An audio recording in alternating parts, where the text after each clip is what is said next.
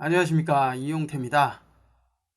이번 시간에는 라이트웨이브 네 번째 시간으로서 실제 오브젝트를 만들기에 앞서 작업을 보다 효율적으로 할 수 있게 해주는 환경 설정을 해주는 방법에 대해서 살펴보도록 하겠습니다.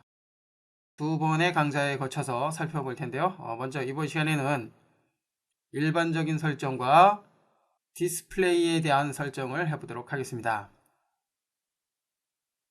설정을 해주기 위해서 에디트 메뉴로 들어가 보면 일반적으로 에디트 메뉴는 선택된 오브젝트를 잘라내거나 복사를 하거나 그리고 붙여넣기 하는 등과 같은 작업을 해줄 수 있고요. 그리고 작업 취소를 해주는 언두, 다시 원상복귀 해주는 리드 등을 사용할 수 있습니다. 그리고 선택된 오브젝트를 삭제해 줄 때 사용이 되는 딜리트가 있고요. 여기서 아래쪽에 있는 이 부분을 통해서 작업 환경 설정을 해줄 수 있는데요. 이번 시간에는 제너럴 옵션과 디스플레이 옵션에 대해서 살펴보도록 하겠습니다. 먼저 일반적인 설정을 해주기 위한 제너럴 옵션을 선택을 해봅니다. 제너럴 옵션 창이 나타났고요. 제너럴 옵션은 제너럴과 OBJ, 컬러 스페이스 3개의 항목으로 나눠졌고요. 여기서 중요한 것은 제너럴 항목이기 때문에 제너럴 항목의 주요 옵션에 대해서 살펴보도록 하겠습니다. 폴리곤이 있는데요. 폴리곤은 오브젝트를 이루는 면이라고 했었죠. 라이트웨이브와 같은 3D 툴은 일반적으로 폴리곤을 통해서 원하는 오브젝트의 모양을 편집해 나갑니다. 이렇듯 모양을 구성하는데 폴리곤의 역할은 중요한데요. 폴리곤의 모양은 일반적으로 사각형을 사용을 하지만 때에 따라서는 삼각형의 폴리곤을 사용할 수도 있습니다. 가령 박스를 하나 만들어 오죠. 박스 하나 만들어 놓고요. 뉴메릭을 열어서 세그먼트를 좀 증가를 해볼까요? 8, 8, 8 정도로 해주고요. 확인을 해보면 폴리곤의 모양이 사각형으로 이루어진 것을 알 수가 있습니다. 일반적으로 폴리곤은 사각형 모양으로 사용을 하지만 원하는 오브젝트의 모양을 디테일하게 설정을 하기 위해서 지금의 사각형 모습의 폴리곤을 포기해야 할 경우도 있습니다. 이럴 때는 삼각형의 폴리곤을 사용을 하게 되는데요. 폴리곤을 트라이앵글로 바꿔보면 그리고 세그먼트를 좀 변경을 해볼까요? 6, 6, 6 여기서 수치는 크게 의미는 없습니다. 이전과 다르게 설정을 하기 위한 것이기 때문에 특별한 의미는 없고요. 다시 8로 설정을 해보아도 역시 마찬가지로 폴리곤의 모습이 삼각형으로 바뀐 것을 알 수가 있죠. 지금의 삼각형은 사각형보다 하나의 면을 더 사용을 하고 있기 때문에 그만큼 디테일한 편집을 해줄 수 있는데요.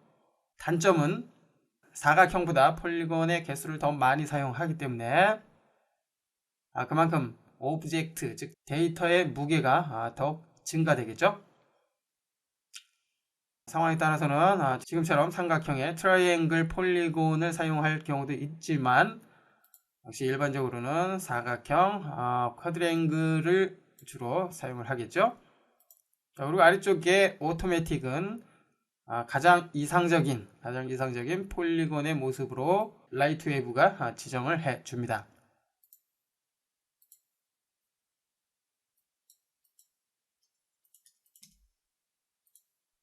계속해서 아래로 내려와 보면 언두 레벨이 있는데요. 언두는 이전 작업 구간으로 이동할 때 사용이 되는 그러한 기능이죠.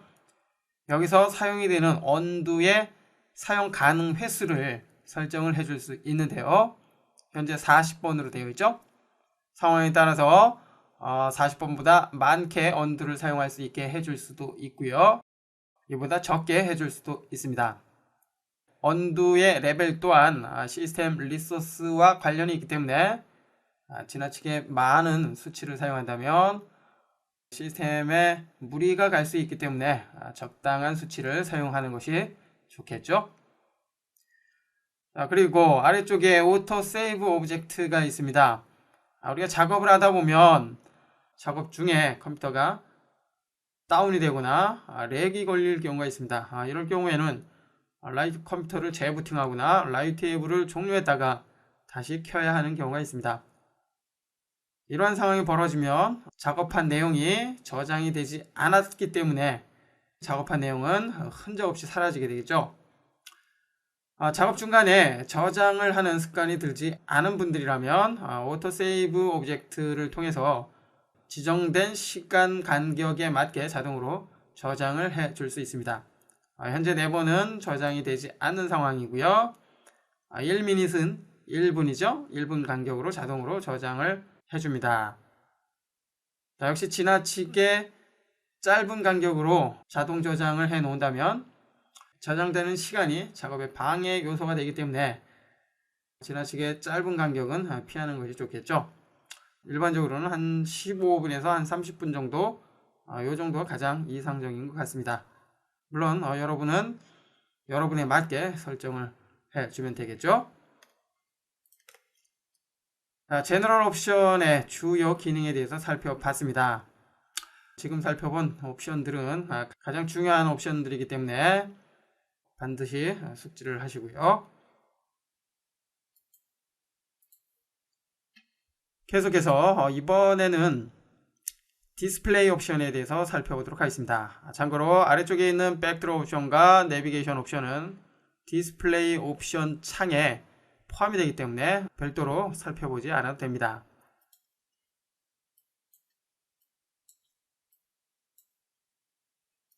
먼저 레이아웃에 대해서 살펴보도록 하겠습니다. 역시 주요 옵션에 대해서만 살펴보도록 하겠습니다.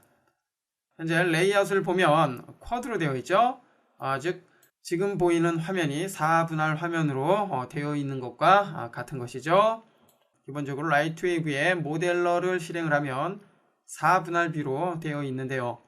여기서 설정이 4분할 뷰인 쿼드로 설정이 되어 있기 때문이죠. 만약 여기서 싱글 뷰로 바꿔본다면 이렇게 하나의 뷰로 전환이 됩니다. 이렇게 전환된 하나의 뷰는 라이트웨이브를 실행할 때마다 항상 설정된 내용에 따라서 실행이 된다는 거 기억을 하시고요. 그 밖에 다양한 뷰 사용할 수 있고요. 백그라운드 컬러는 지금 보이는 이 회색 부분이죠. 이 배경의 색깔을 바꿔줄 수 있고요.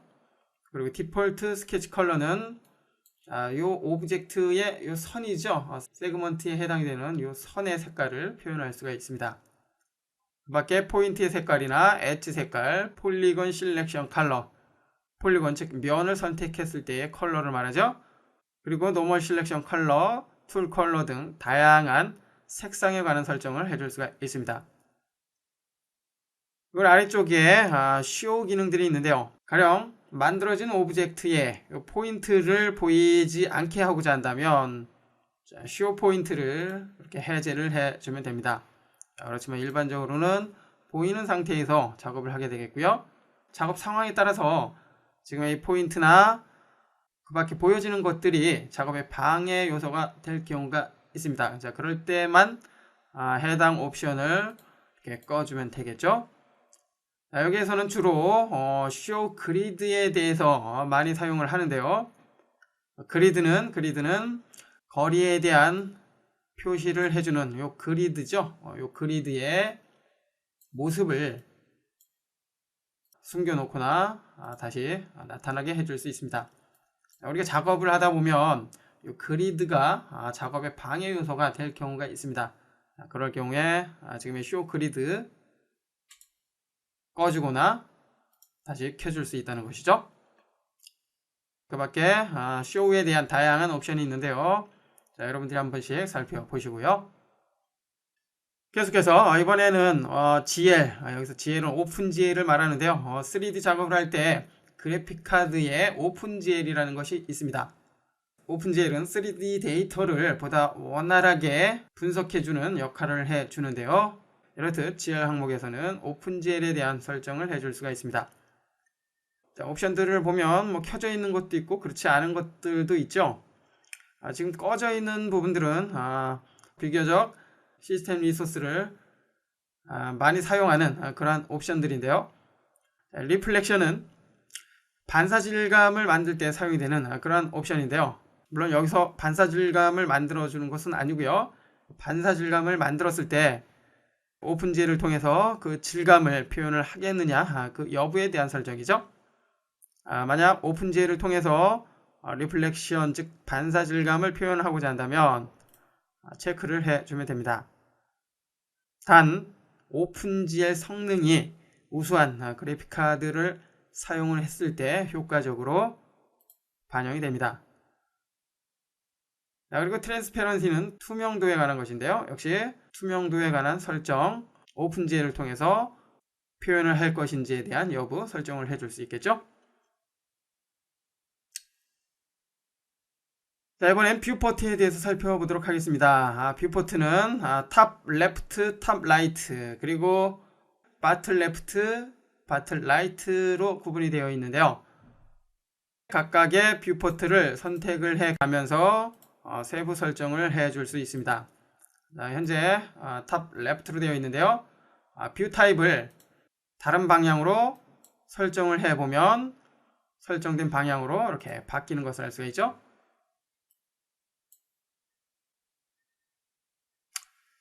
자, 그리고 렌더링 스타일을 보면 각 뷰에 표현이 되는 그 모습을 설정을 해줄 수가 있습니다.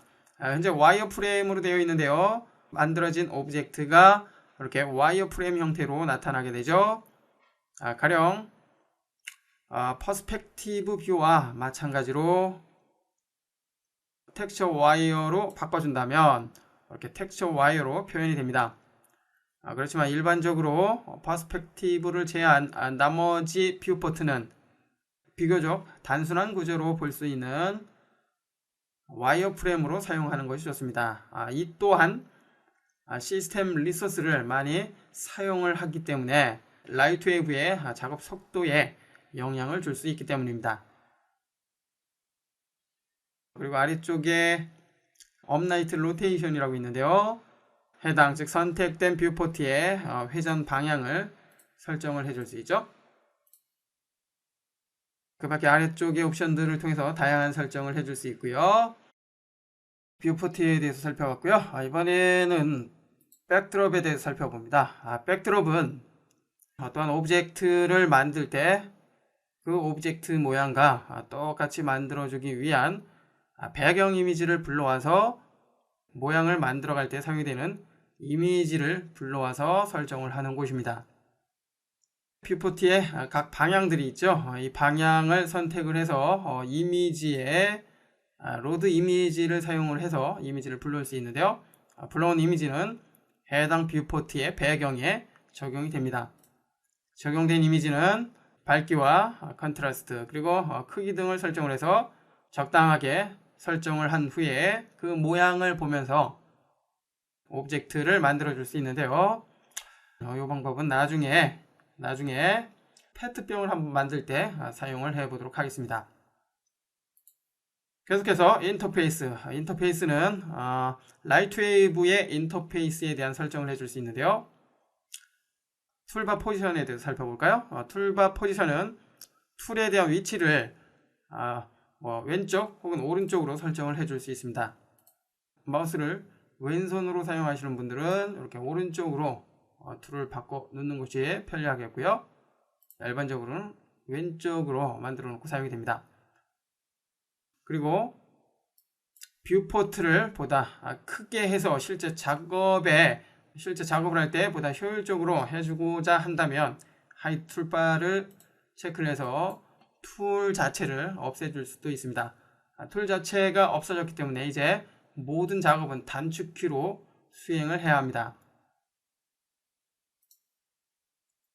자, 그리고 뷰포트 타이틀이 있는데요.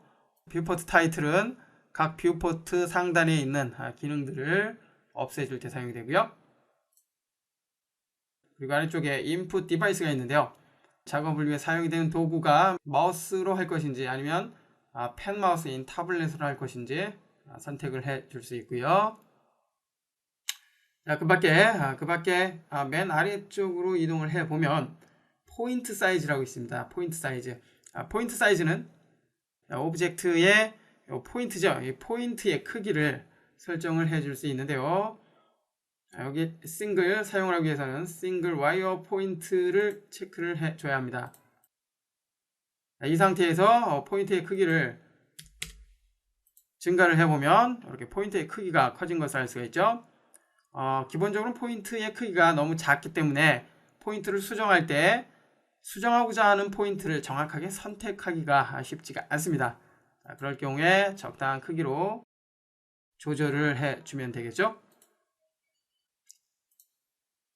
계속해서 이번에 마지막으로 유닛에 대해서 살펴보도록 하겠습니다. 내비게이션은 특별히 사용할 일은 없을 것 같고요. 유닛은 단위에 대한 설정을 해줄 수 있는데요. 일반적으로 그리드에 이 단위를 설정을 해줄 수 있습니다. 현재 기본적으로 미터가 사용이 되고 있고요. 그 밖에 밀리미터나 메가미터 등 다양한 단위를 사용할 수 있습니다. 보다 섬세하게 해주기 위해서는 밀리미터를 사용하겠고요. 일반적으로는 미터를 사용하게 되죠. 그리드 유닛을 보면 그리드의 단위를 설정을 해줄 수가 있습니다. 1로 하면 이처럼 하나로 표현이 되고요. 지금의 이 한 칸은 이제 1m가 되는 것입니다. 자, 이렇게 하면은 반으로 나눠지게 되겠고요. 작업 상황에 맞게 적절하게 설정을 해주면 될 것입니다. 계속해서 그리드 스냅이라고 있는데요. 우리가 오브젝트를 만들거나 오브젝트를 이동을 할 때 한 번씩 경험을 했을 텐데요. 한번 이동을 해보죠. 이동을 해보면 자, 뭔가 이렇게 툭툭툭툭 걸리는 부분이 있죠. 이것이 바로 스냅이라는 것인데요. 스냅을 켜놓은 상태라면 설정된 스냅 간격에 맞게 이렇게 자동으로 해당 스냅 지점에 걸리게 됩니다. 정확한 위치를 설정하기 위해 아주 유용하게 사용이 되죠. 현재 스냅이 스탠다드로 되어 있는데요. 넌으로 사용하면 이동을 하거나 크기를 조절을 할 때 스냅이 사용이 되지 않습니다. 그렇기 때문에 마우스 커서가 움직이는, 즉 설정되는 그 상황에 맞게 설정이 되겠죠. 일반적으로 스냅을 사용하기 위해서는 스탠다드를 사용을 하게 되겠고요. 그리고 아래쪽에 스냅 밸류가 있는데요. 스냅 밸류를 사용하기 위해서는 픽스를 사용을 해야 합니다. 스냅 밸류는 지정된 스냅의 간격 설정을 해줄 수 있는데요. 현재 1mm로 되어 있죠. 1mm 간격으로 스냅이 사용이 된다는 것이고요.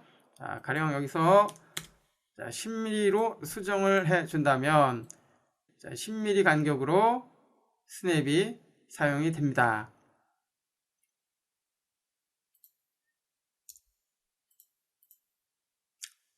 이처럼 스냅 기능을 사용할 수 있다는 거 알 수가 있었고요. 그리고 타임 포맷이 있는데요. 타임 포맷은 애니메이션 만들 때 사용이 되는 타임라인의 시간자 단위를 설정을 해줄 수가 있습니다. 기본적으로 프레임 넘버로 되어 있는데요. 프레임 개수를 기준으로 해서 시간을 계산을 하고요. SMPT 타임 코드는 일반적인 비디오 타임 코드 형태로 사용이 됩니다. 시간 분초 프레임 단위로 사용을 하게 되겠죠. 주로 애니메이션 작업을 하시는 분들은 프레임 넘버를 주로 사용을 하고요. 비디오 편집을 주로 하시는 분들은 SMPT 타임 코드 방식을 주로 사용을 합니다. 라이트웨이브의 작업 환경에 대해 살펴보는 첫 번째 시간으로서 일반적인 설정을 하기 위한 제너럴 항목과 디스플레이 옵션에 대해서 살펴봤는데요. 지금 살펴본 내용은 모델러뿐만 아니라 레이아웃 모드에서도 공통적으로 사용을 합니다.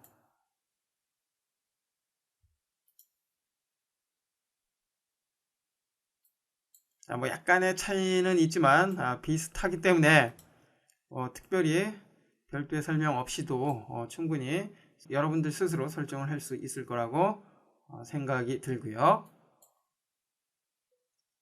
다음 시간에는 메뉴를 새롭게 구성하는 방법과 신속한 작업을 하기 위한 단축키 설정하는 방법에 대해서 살펴보도록 하겠습니다.